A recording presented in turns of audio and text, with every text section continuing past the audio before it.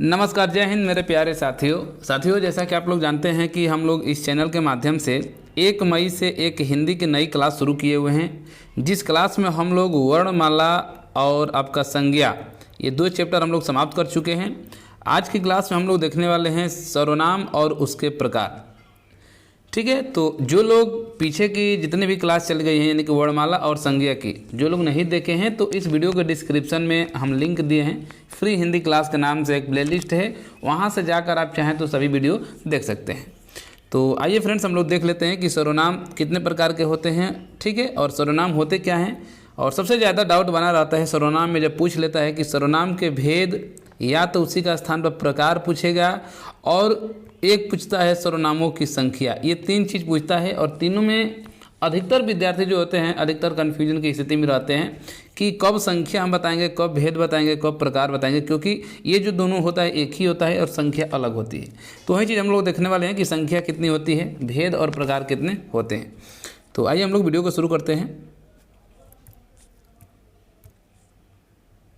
तो देखिए, सबसे पहले हम लोग सर्वनाम की बात करें तो सर्वनाम में अगर भेद से हम शुरू करते हैं, इसके बाद से हम लोग इसका डिफिनेशन देखेंगे, परिभाषा देखेंगे, और उसके बाद से उसमें कौन कौन से सर्वनाम आते हैं सब कुछ हम लोग देखने वाले हैं। तो सबसे पहले अगर हम बात कर लें कि भेद अगर पूछता है आपसे, सर्वनाम के भेद या सर्वनाम के यदि आपसे भेद पूछे या प्रकार पूछे तो फिर आपको कितना लगाना है, 6 लगाना है, यानी कि 6 लगाना है। जब भी आपसे पेपर में पूछेगा कि सर्वनाम के कितने भेद होते हैं या सर्वनाम के कितने प्रकार होते हैं तो आप कितना लगाएंगे, 6 लगाएंगे। लेकिन अगर ये क्वेश्चन पूछ दिया गया कि हिंदी में सर्वनामों की संख्या कितनी होती है, चाहे कुल कितनी संख्या होती है सर्वनामों की, अगर पेपर में आपसे पूछा गया कि हिंदी में सर्वनामों की कुल संख्या कितनी होती है, तब वहाँ पर आपका आंसर होना चाहिए कि हिंदी में जो सर्वनाम होते हैं 11 होते हैं। तो ये दोनों चीज़ आप लोग समझ जाइएगा। भेद और प्रकार ये दोनों में से कुछ भी पूछेगा तो आपको 6 लगाना है, लेकिन यदि सर्वनामों की संख्या पूछ लेगा तो फिर आपको कितना लगाना है, 11 लगाना है। ये चीज़ समझ में आ गया। चलिए आगे हम लोग नेक्स्ट देखते हैं। अब जो सर्वनाम में जो 6 प्रकार होते हैं, जो सर्वनाम 6 प्रकार के होते हैं, जो भेद इनके होते हैं, कौन कौन से होते हैं। तो पहला है आपका पुरुषवाचक सर्वनाम। क्या है, पुरुषवाचक सर्वनाम। दूसरा है आपका निजवाचक सर्वनाम। तीसरा है आपका निश्चयवाचक सर्वनाम। चौथा है आपका अनिश्चयवाचक सर्वनाम। 5वां है आपका संबंधवाचक सर्वनाम, और लास्ट आपका 6 है प्रश्नवाचक सर्वनाम। तो ये आपके 6 इसके भेद या प्रकार होते हैं सर्वनाम के। अब इसके अंतर्गत क्या क्या आता है उसको भी देख लेते हैं हम लोग। तो देखिए, अगर हम बात करें पुरुषवाचक सर्वनाम के, तो पुरुषवाचक सर्वनाम के अंतर्गत 3 आते हैं। कौन कौन। उत्तम पुरुषवाचक सर्वनाम। पहला क्या है, उत्तम पुरुषवाचक सर्वनाम। देखिए यहाँ पर मैं दिखा दे रहा हूँ, उत्तम पुरुषवाचक सर्वनाम पहला। दूसरा आपका मध्यम पुरुषवाचक सर्वनाम, और तीसरा है आपका अन्य पुरुष सर्वनाम। ये आपके पुरुषवाचक के 3 भेद होते हैं। ओके, उनमें उसके अंदर क्या क्या आता है, जैसे मान लीजिए अगर आ गया कि उत्तम पुरुषवाचक सर्वनाम में कौन कौन आते हैं, तो क्या बताएंगे, मैं और हम। ये 2 आपके उत्तम पुरुषवाचक सर्वनाम के अंतर्गत आते हैं। अभी हम इसके बारे में डिटेल पढ़ेंगे, यहाँ पर एक जगह इकट्ठा आपको मैं बता दे रहा हूँ इसके बारे में। इसके बाद से अगर आपसे पूछा गया कि मध्यम पुरुषवाचक सर्वनाम में क्या क्या आता है, तो क्या बताएंगे आप, तू आता है, तुम आता है और आप आता है। ये यहाँ पर 3 चीज़ आता है। ओके, अब यहाँ पर एक चीज़ और मैं बता दूँ, यहाँ पर देख रहे होंगे आप कि यहाँ पर मध्यम पुरुषवाचक सर्वनाम में भी आपका प्रयोग होता है, और निजवाचक सर्वनाम में भी देखेंगे तो आपका प्रयोग होता है।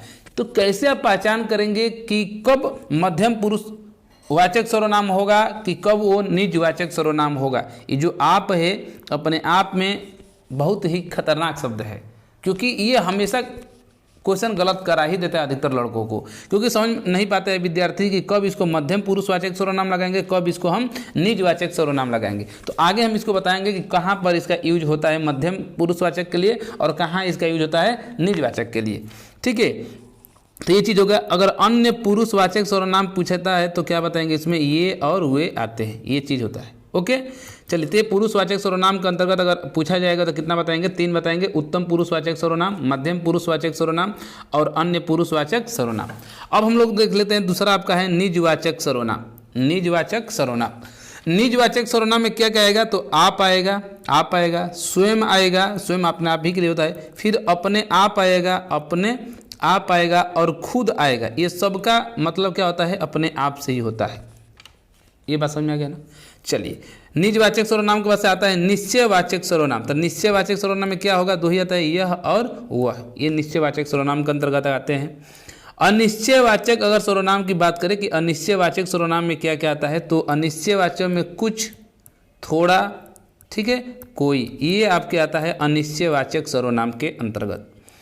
अनिश्चयवाचक सर्वनाम के बाद से आता है आपका संबंधवाचक सर्वनाम। संबंधवाचक सर्वनाम में क्या आएगा, जो, सो, जिसकी, उसकी, जिसकी और उसकी, ये आता है आपका संबंधवाचक सर्वनाम के अंतर्गत। ओके, अंतिम आपका है प्रश्नवाचक सर्वनाम से। तो नाम से लग रहा है कि प्रश्नवाचक सर्वनाम में प्रश्न का ही आपका बोध कराएगा, जैसे में क्या, ठीक है, कब, क्यों, किसे, ये सब क्या है, प्रश्नवाचक सर्वनाम है। ओके, तो ये इसके अंतर्गत आते हैं।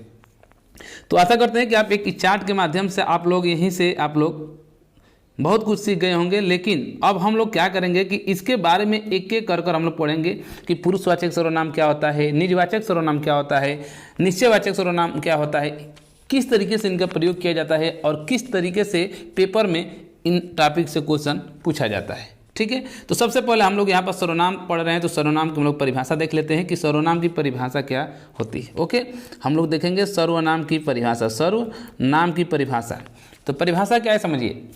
परिभाषा ये कहता है कि सर्वनाम जो है एक विकारी शब्द है। हमने संज्ञा में भी बताया था, जो संज्ञा जब हम पढ़ा रहे थे तो वहाँ पर हमने बताया था कि जो संज्ञा होता है वो भी एक विकारी शब्द होता है। विकारी शब्द क्या होता है वो भी हमने बताया था।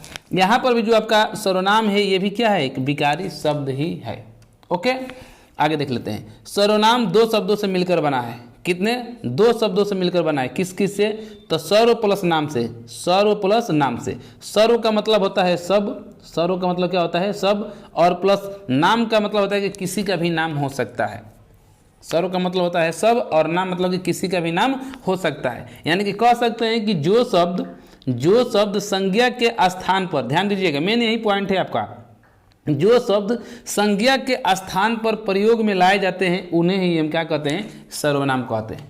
तो ये तो रटा रटांतम आपका डिफिनेशन है, हर बुक में दिया होगा, हर टीचर ने बताया होगा, आप लोग शुरू से पढ़ते भी आ रहे हैं कि जो शब्द संज्ञा के स्थान पर प्रयोग में लाए जाते हैं उन्हीं को हम क्या कहते हैं, सर्वनाम कहते हैं। सही बात है, लेकिन उसका एग्जाम्पल सा समझिए कि किस तरीके से हम संज्ञा के स्थान पर प्रयोग में लाएंगे। जैसे आप समझिए, यहाँ पर एक उदाहरण आपके सामने दिया गया है। उदाहरण क्या है कि विशाल देर से घर पहुंचा क्योंकि उसकी बाइक खराब हो गई थी। तो यहाँ पर जो विशाल है ये क्या चीज़ है, ये तो संज्ञा है। लेकिन जो यहाँ पर उसकी आया है तो उसकी किसके लिए आया है, वास्तव में कहा जाए तो विशाल के लिए ही आया है, लेकिन विशाल के नाम न लेकर उसका स्थान पर किसका प्रयोग कर दिया गया है, उसकी का प्रयोग कर दिया गया है, जबकि ये उसकी है वो सर्वनाम है। बात समझ में आ गया ना। तो इसी को कहा गया है कि जो शब्द संज्ञा के स्थान पर प्रयोग में लाए जाते हैं उन्हें हम क्या कहते हैं, सर्वनाम कहते हैं। अगर यहाँ से भी समझ में नहीं आया कोई बात नहीं, आगे अभी हम और उदाहरण दिखाते हैं आपको, वहाँ से आपको समझ में आ जाएगा।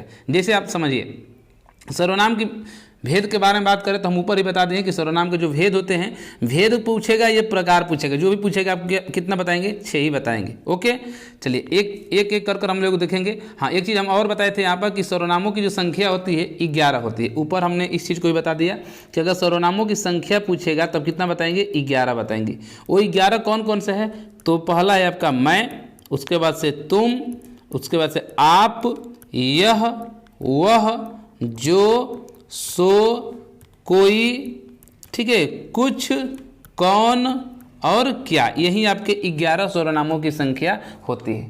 आपसे पेपर में देकर पूछ लेगा कि इसमें से कौन सा, निम्न में से कौन सा सर्वनाम है, तो आप बता दीजिएगा। ओके, जैसे अब समझिए, यहाँ पर यही एग्जाम्पल से आपको समझ में आ जाएगा कि किस तरीके से जो डिफिनेशन कहता है कि जो शब्द संज्ञा के स्थान पर प्रयोग में लाए जाते हैं उन्हीं को हम सर्वनाम कहते हैं। तो किस तरीके से प्रयोग करेंगे समझिए।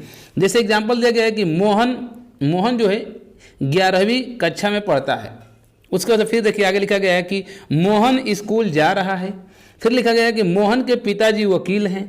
फिर लिखा गया है कि मोहन की माताजी डॉक्टर है। फिर लिखा गया है कि मोहन की बहन पढ़ रही है। अगर आप इसको पढ़ेंगे तो बार बार मोहन मोहन मोहन मोहन किया जा रहा है, क्योंकि मोहन से रिलेटेड सब कुछ है, लेकिन थोड़ा सा इसको पढ़ने में आपको अच्छा नहीं लग रहा है। हमेशा मोहन 11वीं कक्षा में पढ़ता है, मोहन स्कूल जा रहा है, मोहन के पिताजी वकील हैं, मोहन की माताजी डॉक्टर हैं, मोहन की बहन क्या है पढ़ रही है, तो थोड़ा सा अच्छा नहीं लग रहा है। अब क्या करेंगे कि मोहन के स्थान पर जो एक बार शुरुआती में जो मोहन प्रयोग में लाया गया है उसको रहने देंगे, ये तो आपका जैसे कि तैसे ही रहेगा। लेकिन इसके बाद जितनी बार आपका मोहन का प्रयोग हुआ है उसके स्थान पर क्या कर देंगे, वह लगा देंगे। वह क्या है, आपका सर्वनाम है। जैसे देखिए यहाँ पर लिख दिए, यहाँ मोहन था तो यहाँ पर हमने वह लिख दिया, यहाँ पर भी मोहन था तो यहाँ पर हमने क्या लिख दिया, उस लिख दिया। ठीक है, उस लगा दिया। सेंटेंस के अनुसार कोई भी सर्वनाम लगा देंगे।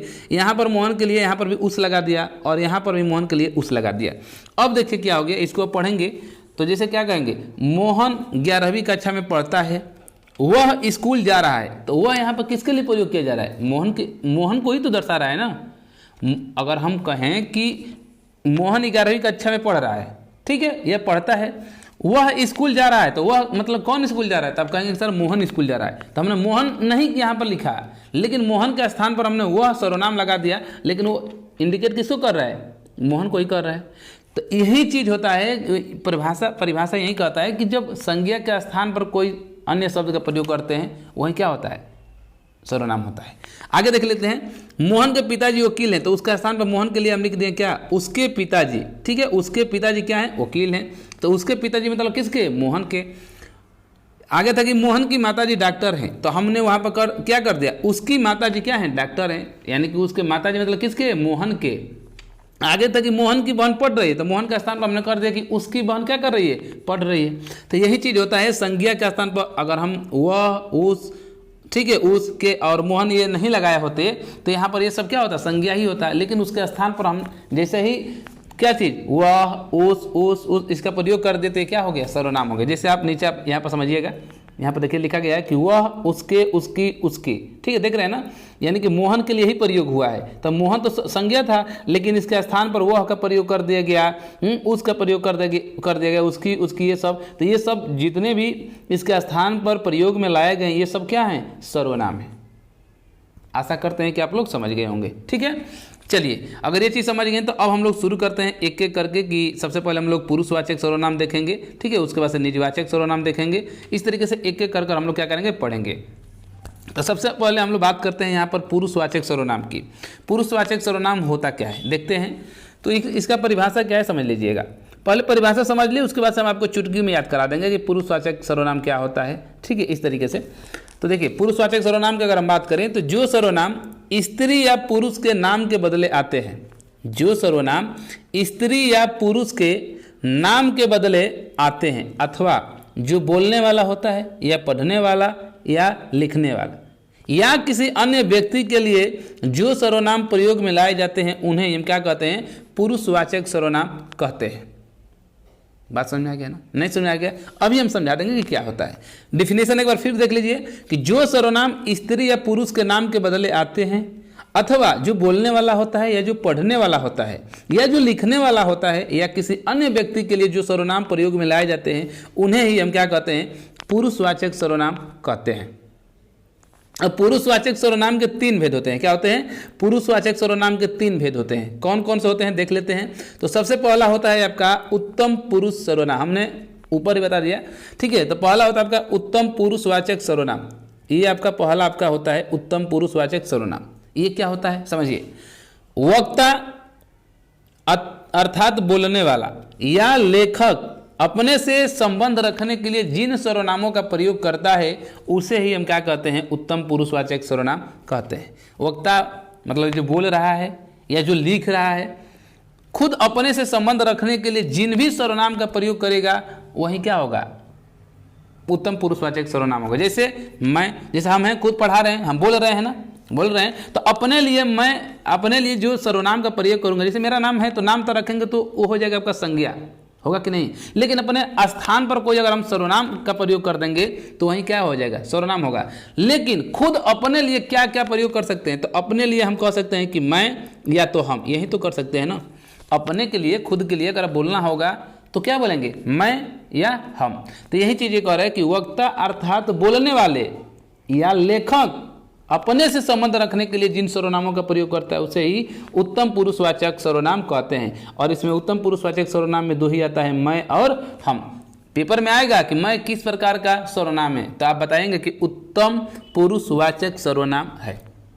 जैसे एग्जाम्पल समझिए, एग्जाम्पल है कि मैं खेल रहा हूँ, तो यहाँ पर मैं का नीचे अंडरलाइन करके पूछेगा कि कौन सा सर्वनाम है, तो आप बताएंगे कि उत्तम पुरुषवाचक सर्वनाम है। जैसे एग्जाम्पल है कि मैं रोज सवेरे 5 बजे उठ जाता हूँ, यहाँ पर भाई मैं पढ़ता हूँ, हम खेल रहे हैं, तो हम किसके लिए हुआ है, उत्तम पुरुषवाचक सर्वनाम के लिए हुआ है। ओके, मैं प्रतिदिन सैर को जाता हूँ, तो मैं का यहाँ पर प्रयोग, हमारा घर बहुत सुंदर है, तो हमारा मतलब क्या, अन्य पुरुषवाचक सर्वनाम के लिए, उत्तम पुरुषवाचक सर्वनाम के लिए यहाँ पर प्रयोग हुआ है। आशा करते हैं कि आप लोग उत्तम पुरुष समझ गए होंगे। ओके, अभी डिफिनेशन देख लीजिए, इसके बाद हम बताएंगे आपको, एक लाइन में बता देंगे किस तरीके से उत्तम पुरुष होगा, किस तरीके से मध्यम पुरुष होगा, किस तरीके से अन्य पुरुष होगा। तो उत्तम पुरुष के बाद हम लोग चलते हैं यहाँ पर मध्यम पुरुषवाचक सर्वनाम। मध्यम पुरुषवाचक सर्वनाम की बात करें तो श्रोता मतलब क्या होता है, सुनने वाला। जैसे हम यहाँ पर पढ़ा रहे हैं, अगर हमारे बगल में कोई बैठा होगा तो सुन रहा है, उसी को हम क्या कहेंगे, श्रोता कहेंगे। और वहीं आपका क्या होता है, मध्यम पुरुषवाचक सर्वनाम होता है। तो श्रोता यानी कि सुनने वाला, या पाठक यानी कि पढ़ने वाले के लिए जो सर्वनाम प्रयोग होते हैं उन्हें हम क्या कहते हैं, मध्यम पुरुषवाचक सर्वनाम कहते हैं। और मध्यम पुरुषवाचक सर्वनाम के लिए 3 ही शब्द आता है। क्या क्या आता है, तू आता है, तुम आता है और आप आता है, ये चीज आता है। बात समझ आ गया ना। अब हम वहां पर बताए थे ऊपर कि आप का प्रयोग 2 जगह होता है, एक पुरुषवाचक सर्वनाम में और एक निजवाचक सर्वनाम में। तो यहाँ पर देखिए, नोट लिखकर यहाँ पर लिख दिया गया है कि जो आपका प्रयोग 2 जगह होता है, तो कहाँ पर किस तरीके से इसका प्रयोग करेंगे। जैसे लिखा गया है कि यदि आप सर्वनाम का प्रयोग किसी अन्य के लिए किया जाएगा, तब वहां पर आप क्या करेंगे, मध्यम पुरुषवाचक सर्वनाम के अंतर्गत लाएंगे। कहने का मतलब क्या है, जो ये आप है ये किसी अन्य व्यक्ति के लिए अगर हम प्रयोग में लाएंगे सेंटेंस में, तो यहां पर क्या होगा, मध्यम पुरुषवाचक सर्वनाम होगा। लेकिन जहां पर आपका प्रयोग खुद अपने लिए अगर हम करेंगे, तो वहां पर आपका निजवाचक सर्वनाम होगा। आशा करते हैं कि ये चीज आप समझ गए होंगे। नहीं समझे, फिर से बता रहा हूं, ये जो आप है अगर किसी अन्य व्यक्ति के लिए अगर हम प्रयोग में लाएंगे, किसी दूसरे व्यक्ति के लिए, तो वहां पर आपका मध्यम पुरुषवाचक सर्वनाम होगा। लेकिन यदि आप को हम खुद अपने आप के लिए अगर प्रयोग में लाते हैं, तो वहां पर जो ये आप है ये निजवाचक सर्वनाम में होगा।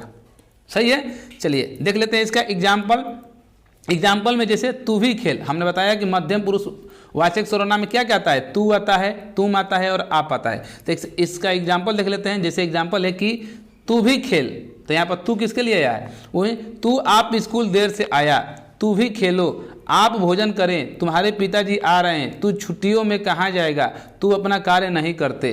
तो यहाँ पर जो तू, तुम, ये जो आया हुआ है, जो आप आया है, ये सब किस में है, मध्यम पुरुषवाचक सर्वनाम में प्रयोग किए गए हैं। बात समझ में आ गया। चलिए एक और देख लेते हैं, अन्य पुरुषवाचक सर्वनाम। इसके बाद से मैं आपको एक लाइन में समझाने का कोशिश करूंगा कि आप तीनों समझ जाएंगे, कोई दिक्कत नहीं होगा। अन्य पुरुषवाचक सर्वनाम में देख लेते हैं। तो अन्य पुरुषवाचक सर्वनाम की अगर हम बात करें, ठीक है, तो आइए हम लोग देख लेते हैं अन्य पुरुषवाचक सर्वनाम। तो जब का अन्य पुरुषवाचक सर्वनाम होता है, देख लेते हैं यहाँ पर अन्य पुरुषवाचक सर्वनाम। तो इसका डिफिनेशन का है कि सुनने वाले अथवा पढ़ने वाले के अतिरिक्त अन्य व्यक्तियों के लिए जो सर्वनाम प्रयुक्त होते हैं उसे ही हम क्या कहते हैं, अन्य पुरुषवाचक सर्वनाम कहते हैं। अब समझ में आ गया ना। अभी हम इसको समझाते हैं। जैसे में आप समझिए, जैसे में आता है ये, वे, यह, वह, ये आपके आते हैं अन्य पुरुषवाचक सर्वनाम में। बात समझ आ गया। जैसे एग्जाम्पल देख लेते हैं। एग्जाम्पल है कि वे सब भी दौड़ रहे हैं, वे सब भी क्या कर रहे हैं, दौड़ रहे हैं। जैसे अगला है कि ये बहुत ही होनहार विद्यार्थी है, जैसे ये सब भी हमारे साथ खेलेंगे। अगला है कि वे कक्षा में सदैव प्रथम आते हैं। तो ये सब क्या है, ये सब अन्य पुरुषवाचक सर्वनाम के एग्जाम्पल है। अब हम आपको एक चीज़ समझाते हैं यहाँ पर 3 पर। जैसे मान लीजिए कि यहाँ पर आपके, ठीक है, 3 व्यक्ति हम दिखाई दे रहे हैं। यहाँ पर आपके 3 व्यक्ति हम बनाकर समझा रहे हैं। एक यहाँ पर मैं बना दे रहा हूँ, एक यहाँ पर। ओके, बात समझिएगा। ये मान लेते हैं कि ये दोनों व्यक्ति आपस में बात कर रहे हैं। ये दोनों व्यक्ति क्या कर रहे हैं, आपस में बात कर रहे हैं। इसको मान लीजिए कि हम हैं। ये क्या है, ये जो हम पढ़ा रहे हैं हम ही हैं, हम अपने आप को ही लेते हैं, ये हम हैं। ठीक, आप लोग पढ़ रहे हैं, यहाँ पर कोई मेरा एक मित्र है, एक मेरा मित्र है और ये मैं हूँ। ठीक, अब मेरी बात समझिए, हम लोग आपस में बात कर रहे हैं, तो जो हम ये आप दिखाई दे रहे हैं, यानी खुद हम अपने आप को हिंदी मान लीजिए कि हम पढ़ा रहे हैं, हिंदी पढ़ा रहे हैं, तो ये जो मेरा मित्र है ये सुन रहा है, ये क्या कर रहा है, सुन रहा है, या इसको मैं समझा रहा हूँ, या इससे मैं कुछ कह रहा हूँ। तो जब हम बोलेंगे, जिस टाइम हम बोलेंगे, तो हम क्या होंगे, उत्तम पुरुषवाचक सर्वनाम होंगे। क्या होंगे, उत्तम पुरुषवाचक सर्वनाम होंगे। अपने आप को मैं कह रहा हूँ, यहाँ पर उत्तम पुरुषवाचक सर्वनाम होंगे। और जो मेरा मित्र है, जो सुन रहा है, जो हमारे सामने ये सुन रहा है, जिससे मैं हिंदी पढ़ा रहा हूँ, चाहे जिससे मैं कुछ बात कर रहा हूँ, तो जो सुन रहा है ये आपका हो जाएगा मध्यम पुरुषवाचक सर्वनाम। और मान लीजिए कि हम लोग दोनों लोग आपस में बात कर रहे हैं, तो हम जिसके बारे में कह रहे हैं, मान लीजिए कि हम किसी की शिकायत कर रहे हैं, चाहे किसी की हम बड़ाई कर रहे हैं, जैसे मान लीजिए पर यहाँ पर अन्य कोई व्यक्ति है यहाँ पर, अब इसके बारे में हम कोई अच्छाई या बुराई कुछ भी कर रहे हैं, और मैं इसी के बारे में मैं इससे कह रहा हूँ, तो जिसके बारे में हम कह रहे हैं वही आपका क्या होगा, अन्य पुरुषवाचक सर्वनाम होगा। आशा करते हैं कि आप समझ गए होंगे। 3 लोग हो गए, हम समझा दिए, फिर से समझिए एक बार। 3 लोग हो गए, जैसे मान लीजिए कि यहाँ पर एक हम हैं, ये मैं खुद, और यहाँ पर एक मेरा मित्र है, हम लोग दोनों लोग आपस में बात कर रहे हैं। तो हम अपने मित्र से एक तीसरे व्यक्ति के बारे में कुछ बात कर रहा हूँ, तो जब हम इससे बोल रहा हूँ ना, कुछ कह रहा हूँ, तो जब हम जिस टाइम कह रहा हूँ वक्ता हम ही हैं, बोलने वाले हम ही हैं, तो जो बोलने वाला होता है वही आपका उत्तम पुरुषवाचक सर्वनाम होता है। और जिससे मैं कह रहा हूँ, जो सुन रहा है, सामने वाला पर्सन जो सुन रहा है, ये आपके मध्यम पुरुषवाचक सर्वनाम होगा। ठीक है। और हम जिसके बारे में शिकायत कर रहे हैं, चाहे बड़ाई कर रहे हैं, कुछ भी कर रहे हैं, जिसके बारे में वो है नहीं वहां पर, जिसके बारे में हम लोग बात कर रहे हैं, तो वो आपका हो जाएगा अन्य पुरुषवाचक सर्वनाम। तो आशा करते हैं ये तीनों चीज आप लोग समझ गए होंगे। ठीक है, चलिए अब हम लोग आगे बढ़ते हैं। यहाँ पर दूसरा आपका है निजवाचक सर्वनाम। निजवाचक सर्वनाम क्या होता है, तो इसका डिफिनेशन देख लेते हैं कि जिस सर्वनाम से स्वयं अर्थ का क्या होगा, बोध होगा। इसका कहने का मतलब क्या है कि जो निजवाचक सर्वनाम होता है, इसमें स्वयं अपने आप का ही क्या होता है, बोध होता है, अपने आप का ही अर्थ का बोध होता है। और हमने बताया था कि जो इसमें निजवाचक में आता है वो आता है आपका आप, खुद ही, स्वयं ही, अपने आप ही, यही सब आता है निजवाचक सर्वनाम में। और हमने बताया था कि जो मध्यम पुरुषवाचक सर्वनाम होता है वहां पर भी आपके लिए प्रयोग होता है, और एक यहाँ पर भी निजवाचक में भी आपके लिए आपका प्रयोग होता है। तो दोनों में डिफरेंट हम दोनों में पुनः बता दे रहा हूं कि जो ये आप है, यदि खुद अपने आप के लिए आ रहा है, ठीक है, स्वयं के लिए जहां पर प्रयोग होगा तो वहां पर निजवाचक सर्वनाम होगा। लेकिन ये जो आप है किसी अन्य पुरुष के लिए होगा, किसी दूसरे व्यक्ति के लिए होगा, तो वहां पर आपका जो होगा ये क्या हो जाएगा, मध्यम पुरुषवाचक सर्वनाम हो जाएगा। बात समझा गया ना। चलिए अगर हम इसकी बात करें आपकी उदाहरण के लिए, तो देखिए आप सर्वनाम का प्रयोग अपने के लिए होता है, यहाँ पर नोट पर लिखा भी गया है। इसकी उदाहरण देखिए, मैंने स्वयं चोर को देखा है। तो मैंने स्वयं क्या किया है, चोर को देखा है, यानी अपने आप को ही कह रहा है ना, यहाँ पर अपने आप से ही तो कह रहा है ना। आप भला तो जग भला, यानी कि खुद हम अगर सही हैं तो जग क्या है, सही है। ओके। मेरी माता भोजन अपने आप बनाती है। तो अपने आप मतलब क्या, स्वयं अपने माँ को ही कह रहा है। ओके, आगे देख लेते हैं। मैं अपना काम आप कर सकता हूं, मतलब कि अपने आप ही कर सकता हूं, स्वयं अपना कार्य कर सकता हूं। वह आप खा लेता है। आप मतलब क्या है, अपने आप ही क्या करता है, वो खा लेता है। मधु अपने मामा के घर गई है। कहाँ गई है, अपने मामा के, यानी स्वयं के ही, अपने मामा के ही घर गई है। तो इस तरीके से आपका जो प्रयोग अगर स्वयं अपने आप के लिए हो रहा है तो किस में हो जाएगा, निजवाचक सर्वनाम के लिए प्रयोग में लाते हैं। ओके, चलिए आगे हम लोग देख लेते हैं। अब यहाँ पर देखिए और भी एग्जाम्पल है। मैं अपने आप वस्त्र साफ कर लेता हूँ। अपने आप यहाँ पर देख सकते हैं। मोहन ने अपना मकान बेच दिया। वह औरों की नहीं अपने को सुधार रहा है। वह अपने मतलब क्या, स्वयं को सुधार रहा है। तो जब भी स्वयं के लिए, अपने के लिए, खुद ही के लिए आपका प्रयोग होगा तो वहाँ पर निजवाचक सर्वनाम का प्रयोग होगा। तीसरा हम लोग देख लेते हैं निश्चयवाचक सर्वनाम। नाम से ही लग रहा है कि निश्चय, मतलब कि एकदम निश्चय है।